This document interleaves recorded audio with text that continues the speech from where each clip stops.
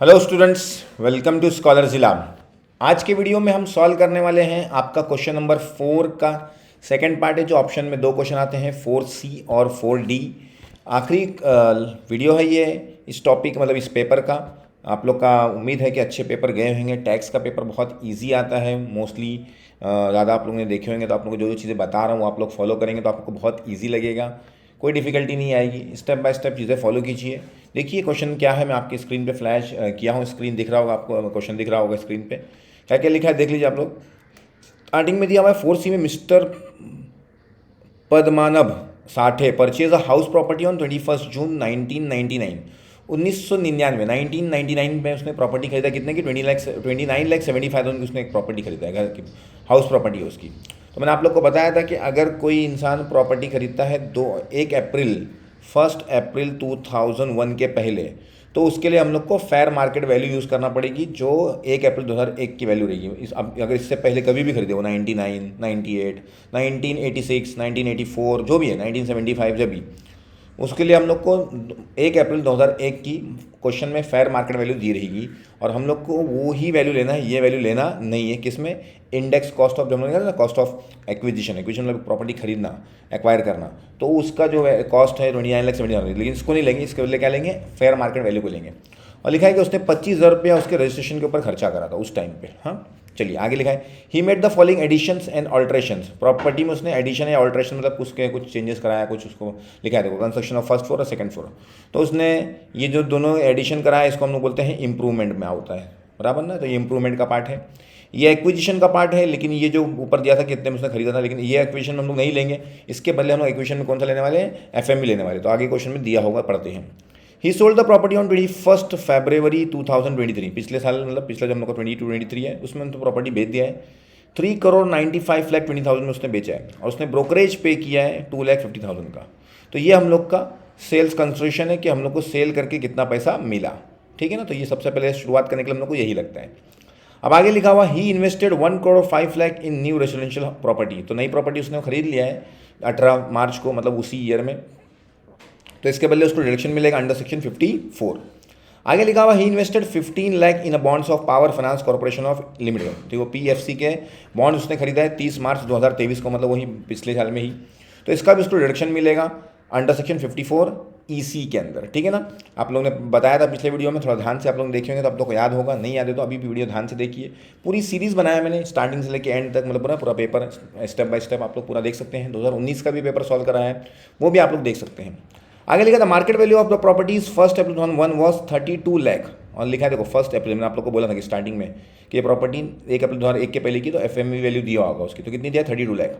मतलब हम लोग को कॉस्ट ऑफ एक्विजिशन जो है, एक्विजिशन 29,70,000 में नहीं कैलकुलेट करना है, कैलकुलेट किस पे करना है? 32 लाख पे। आगे लिखा है, relevant cost inflation indices R S follows. उसके इन्फ्लेशन इंडाइसेस हम लोग को दिया हुआ है। 2001-2 में 100 का था, 11-12 में 164, 184, ठीक है, हम लोग को काम आएगा। लास्ट में लिखा है, कंप्यूट इज कैपिटल गेन। हम लोग को कैपिटल गेन कैलकुलेट करना है। तो चलिए इसका सोल्यूशन मैंने मतलब पहले से आप लोग के सामने खोल के रखा है ताकि फटाफट हो जाए, क्योंकि पिछले वीडियो में मैंने आप लोग को डिटेल में पूरा सॉल्व करके दिखाया था। तो क्या क्या स्टेप थे मैंने आप लोग को बताया था, क्या क्या लिखना है आप लोग को। पहले आप लोग को लिखना है उसका नाम लिखना है mister Padmanabh Sathe, status individual resident और ऑर्डिनरी रेसिडेंट। प्रीवियस ईयर 22-23 से हम लोग का असेसमेंट ईयर 23-24 है। ये हर क्वेश्चन आप लोग को लिखना है, मैंने आप लोग को बताया था। फिर 2 अमाउंट के कॉलम, पहले कॉलम में लिखना है मतलब अमाउंट के 2 कॉलम है और पहला एक पर्टिकुलर कॉलम, लेकिन पर्टिकुलर के पहले हम लोग यहाँ पे क्या लिखते हैं? Completion of total income. शुरुआत होती है हम लोग की सेल्स कंसिडरेशन से। अब क्वेश्चन में सेल्स कंसिडरेशन में प्रॉपर्टी कितने में आपने बेच के पैसा कमाए, तो 3,95,20,000 आप लोगों ने कमाए, तो यहाँ पे आप लोगों ने लिख दिया। तो सब में पहले आप लोग को मैंने बोला था कि सब में पहले आप लोग को लिखना है सेल्स कंसिडरेशन कि प्रॉपर्टी कितने में बेच के आपको पैसा मिला है। तो क्वेश्चन में दिया है देखो 3,95,20,000 आपने लिख दिया।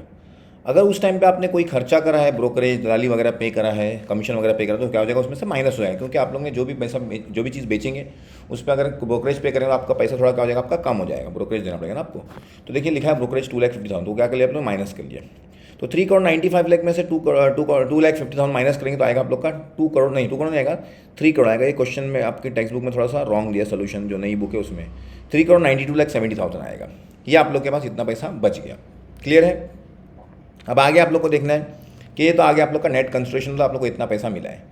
अब इसमें दो चीज़ें मेन चीज़ें माइनस करना रहता है आप लोग को। एक तो रहता है इंडेक्स कॉस्ट ऑफ एक्विजिशन आप लोग कितने में खरीदे उसका इंडेक्स कॉस्ट, इंडेक्स मतलब उसकी महंगाई के हिसाब से उसको एडजस्ट करके माइनस करना रहता है, और फिर इंप्रूवमेंट को भी माइनस करना रहता है। तो एक्विजिशन के लिए हम लोग, मैंने बताया था आप लोग को क्वेश्चन में दिया था कि 29,75,000 है, लेकिन ये नहीं लेंगे हम लोग, क्या लेंगे FMV लेंगे। क्यों लेंगे मैंने रीज़न आप लोग को बता चुका हूँ। तो मैंने आप लोग को लिखा FMV लिखा 32 लाख। देखो यहाँ पे ये सब कुछ लिखने की जरूरत नहीं है, डायरेक्टली आप लोग लिख सकते हो, कोई प्रॉब्लम नहीं है इसमें, ये सब चीज़ लिखने की जरूरत नहीं है जरा भी, डायरेक्टली लिखोगे। पिछले क्वेश्चन में मैंने आप लोग को सॉल्व करके दिखाया है, सेम ही तरह का क्वेश्चन था। तो इंडेक्स कॉस्ट लिखा आपने, इंडेक्स कॉस्ट ऑफ एक्विजिशन कितने में लिखा आप लोगों ने 32 लाख, क्योंकि FMV ले रहे हैं हम लोग। अभी करंट की market index value, sorry inflation index कितना है आप लोग का, इंडाइसेस 331। तो आप ऊपर लिखेंगे, नीचे क्या लिखेंगे, जिस ईयर में का आप लोगों ने डेटा लिया है, डेटा 332 कब का है ये 100 का, उस टाइम पे कितना इन्फ्लेशन इंडेक्स था, तो 100, तो CI उस टाइम पे 100 था, तो नीचे लिख दिया मैंने। क्लियर है। अब क्या करेंगे, इसको मल्टीप्लाई कर लेंगे, सॉल्व कर लेंगे, तो आ जाएगा आप लोग का 1,05,92,000। देख लेते हैं हम लोग करके, 32 lakh multiply by 331 divided by 100, तो आता है आप लोग का 10 लाख, नहीं 1,05,92,000। तो ये आ गया आप लोग का 1,05,92,000। क्लियर है। फिर आते हैं आप लोग less indexed cost of improvement. अगर प्रॉपर्टी में आपको चेंजेस कर रहे हैं, इंप्रूवमेंट कर रहे हैं, तो वो आप लोग को भी माइनस करना रहता है। तो वो अगर आप लोग देखेंगे तो यहाँ पे आप लोग को लिखा हुआ है, देखिए कितने की प्रॉपर्टी अपने पहले 2011-12 में आपने 7,70,000 रुपये खर्चा करते हैं इंप्रूवमेंट में। तो लिखा है देखो आप लोग 2011-12 में 7,75,000, तो 7,75,000 इनटू करंट ईयर का आपका CII मतलब कॉस्ट ऑफ इन्फ्लेशन इंडेक्स कितना था, वो 331, और डिवाइड बाय जिस ईयर में आप लोग ने वो इंप्रूवमेंट किया, तो कब था इंप्रूवमेंट 11-12 में, तो 11-12 का आप लोग को क्वेश्चन में दिया है 184, तो डिवाइड बाय 184। तो आता है आप लोग का क्वेश्चन में आंसर आता है 13,94,157.6, तो उसको हम लोग 158 कर लेंगे। तो ये आ गया आप लोग का 2011-12 का इंप्रूवमेंट। अब उसके बाद नेक्स्ट देखेंगे आप लोग, तो नेक्स्ट इंप्रूवमेंट है आप लोग का 2017-18 में कितने का, 3,50,000, तो 3,50,000 इनटू करंट ईयर का inflation index cost of inflation कितना है आप लोग का 331, डिवाइड बाय जिस ईयर में इंप्रूवमेंट हुआ, इंप्रूवमेंट कौन से ईयर में हुआ था, 2017-18 में कितना था 272, तो डिवाइड बाय 272, तो आता है आप लोग का 4,25,919। तो ये हो गया आप लोग का दोनों कॉस्ट ऑफ इन्फ्लेशन इंप्रूवमेंट आ गया, ठीक है ना, इंडेक्स कॉस्ट ऑफ इंप्रूवमेंट आ गया। अब कितना था 13,94,158 प्लस 4,25,919, और एक आप लोग का और है जो इंडेक्स कॉस्ट ऑफ क्या बोलते हैं एक्विजिशन था 1,05,92,000।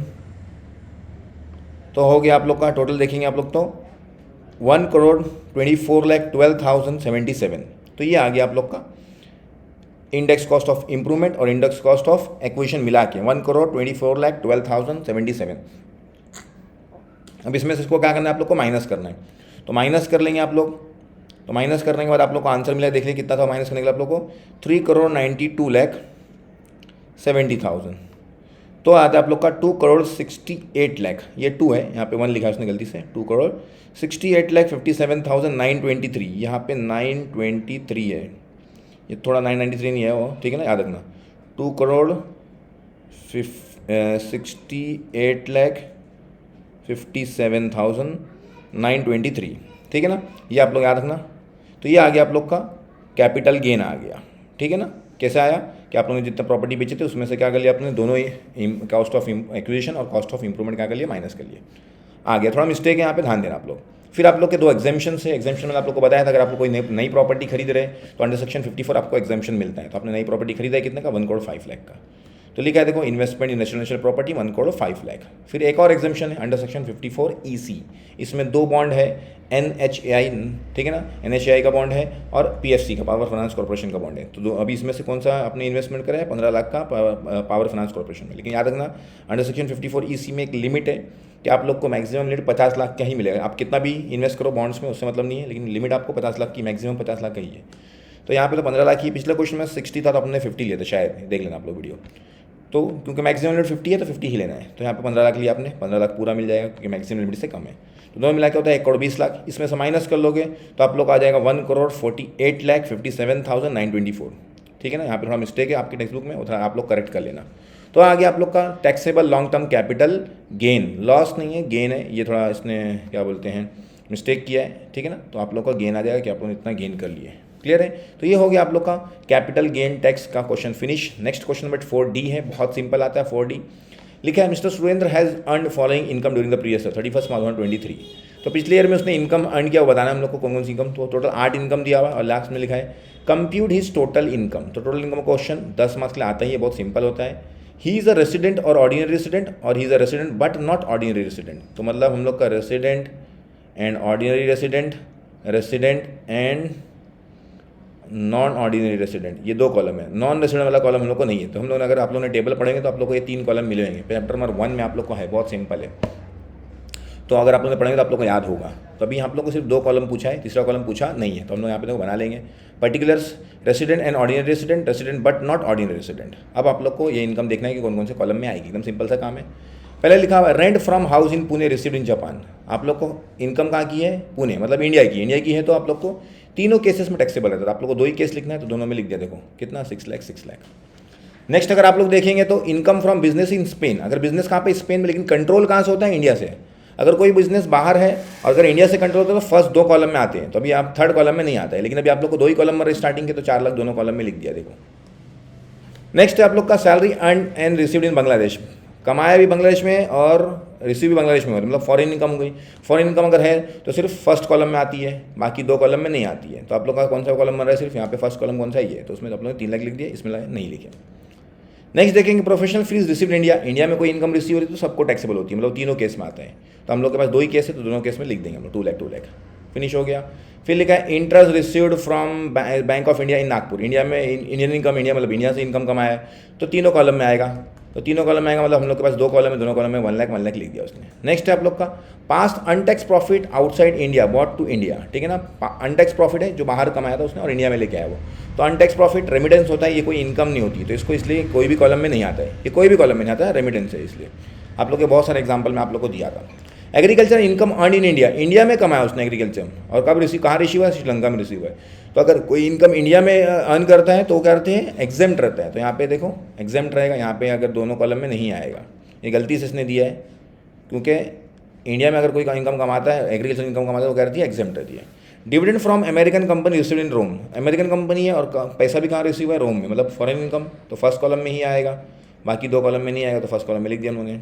तो टोटल आ गया आप लोग का इसका 17 लाख 50 आएगा, क्योंकि 1 लाख रुपये कम हो जाएगा ये, और यहाँ पे आ जाएगा आप लोग का 13 लाख। और नीचे लिखा भी है agriculture income on India is exempt from tax. तो पता नहीं यहाँ पे क्यों लिया उसने, उसकी समझ में नहीं आ रहा मुझे, तो कुछ गलती किया उसने।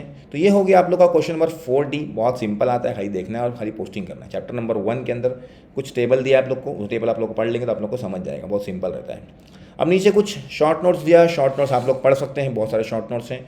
कुछ पिछले 4-5 साल के पेपर अगर आप लोग 4-5 पेपर पढ़ लेंगे तो सारे शॉर्ट नोट्स उतने कवर कर लेंगे, तो लगभग आप लोग का सारी चीज़ें क्या हो जाएगी? अटेम्प्ट हो जाएगी। तो चलिए, वीडियो देखने के लिए आप लोग को बहुत बहुत शुक्रिया। सीरीज़ फॉलो करना, पूरे सीरीज़ के सारे वीडियोस मैंने बनाया है, मतलब ये 2022 के नवंबर का पूरा पेपर बनाया है, 2019 का भी बनाया है। आप लोग को डिस्क्रिप्शन में लिंक दे रहा हूँ, वहाँ से आप लोग जाके सारे वीडियोज़ देख सकते हैं और अपनी प्रिपरेशन कर सकते हैं टैक्स की। टैक्स बहुत सिंपल है, कॉन्फिडेंस रखना और जैसे स्टेप बता रहा हूँ वैसे फॉलो करना। मिलते हैं अगले सेमेस्टर में, सेमेस्टर 6 में कुछ नए नए इंटरेस्टिंग वीडियोस लेके। बहुत सारे वीडियोस ऑलरेडी बने हुए हैं, वो भी आप लोग देख सकते हैं, और नए वीडियोस भी मैं लेके आऊँगा। वीडियो देखने के लिए आप लोग को बहुत बहुत शुक्रिया। मिलते हैं अगले time. Thank you very much.